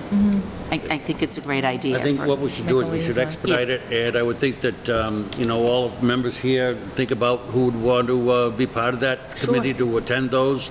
And while we're thinking about that, I'm going to turn it over Yes, to I'm sorry, Dan. Mr. Carpenter. So basically, I think we fleshed it out. So there's no need to go through. I know there was a lot of ideas that both the public offered. Some people are comfortable or espouse selling some of the land to recoup some of the cost. So really, I discussed with Julie and Ed last week because I was concerned with the timing of getting the open space up and running, you know, and we had that August deadline. So we talked through it, and I said, well, maybe the board could have some public meetings, which I know the board discussed, or perhaps we could form a subcommittee and meet with the Open Space Committee and try and get to some answer before August. So that's where I'm at. I don't know what other board members think as far as selling land for residential development, if people think that we should be looking at other ways to raise funds to recoup some of the cost. So that's really what's behind it, just to try and get us to that all-important date in August. My concern with banning it is because the board decided to turn down the $1 million gift, we've already increased the cost to the taxpayer. By banning it, not only do we have the uncertainty in the future of what the rates are, but we're also incurring that interest for that ban as opposed to working off of a 10-year plan and getting it paid for and taken care of. So that was the thrust of why I wanted to try and bring about a resolution. Okay. Steve? So a few things. I'll try to do this in logical order. The public hearing, considering the turnout we had in the fall, I agree with Dan. I think it's a good idea to at least get some input. I would ask that we have one, and the reason why I would limit it to one is because we're talking about August, but realistically, we've already reached the end of May. Typically, the last 2 years, we've had less sessions in the summer. So if we were to do that, we could be talking about maybe only 2 or 3 meetings of this board prior to the time we need to make a decision. As far as the ban, I agree with you almost completely on that. I do think that part of that decision, and the town manager mentioned it as well, is the fact that, we do need to, part of that decision does need to be whether we want to hold it all, use part of it if there's a need for it, sell part of it to recoup the cost. If we do that, then it only makes sense to possibly look at a ban on the part that we're not going to use, that we're in, and not the rest of it if we're going to sell it, because it would be a penalty. At the same time, I know that Ed's not here, and I'm no expert, but in the research that I did, there are bonds, and we may not get an answer on this tonight, but that wouldn't penalize us for paying them off early. And that may be another option as well. So, those are just some of my thoughts on this. All of those decisions, while they are different decisions, they are all part of the same end game. And I think that, having some input from the public is certainly valuable. There were a lot of people who showed up in the fall and were very passionate about, do we buy it, do we not buy it, do we accept the donation, do we not accept the donation, whatever it is. So I'm sure there would be some opinion. Like I said, I would just ask, my thought would be to have one rather than 2 or 3, for the simple reason that we really are only a couple of months away. It seems far off, but August really is sadly right around the corner. Well, I'd like to see at least, one member here maybe volunteer for that and approach Matt and see if we can't get the meeting started off right away. I don't want to make any decisions here without hearing from the open space. If we hear from open space, 1 meeting, 2 meetings, you know what? We may create a wizard on that committee, and we may have some discussions right away that may give us some ideas of where we want to go and make our decision a little bit easier. So I'm going to keep this on the agenda for our next meeting so that we can have some kind of report, somebody come back to us and say, where are we, how are we doing with the Open Space Committee, and see if we can't come up to some sort of a reasonable decision so that by August we'll have a little bit more information. We should be able to make some decision by then. So just my last comment on that, I don't disagree. I would just ask the board to consider being ready to have a decision end of July rather than possibly last minute, because if there is feedback we need from town administration prior to the date of that decision, it gives us at least a couple of weeks there of time to play with, rather than, having to choke the throat at the Scramble. last minute. I would agree, give us an informed decision. So I would just ask if, we as a board could be ready to make that decision end of July. I think we give ourselves in the town a lot better chance of at least coming up with the best possible decision. And I certainly wouldn't argue with delaying it. My concern is the more time we delay making a decision and taking action, we're now putting another 2 weeks between us and a decision. So that's my concern. I do know that the committee got appointments last Friday. Of course, we were closed yesterday, so some people can't get here between 8 and 4. So the likelihood is those 5 members probably won't be able to be sworn in until next Monday. So, and then it's who schedules the meeting, who reaches out.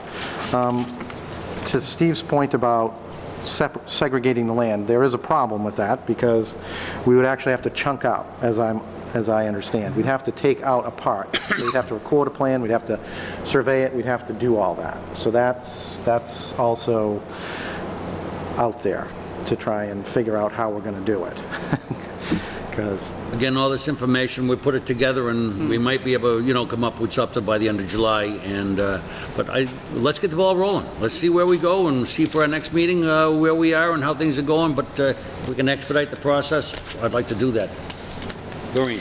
Mr. Chairman, I would propose that we actually move quickly on this and invite the Open Space Committee to a joint meeting and potentially hold a public hearing that evening so that the Open Space Committee could hear from residents, have input from residents, and take that back for their discussions as they move forward in their charge of their committee. So you're saying 2 weeks from tonight, or 2 weeks from yesterday, so it'd be... If the Open Space Committee is available, that way it would cover Dan's request for a public hearing, and it would also, I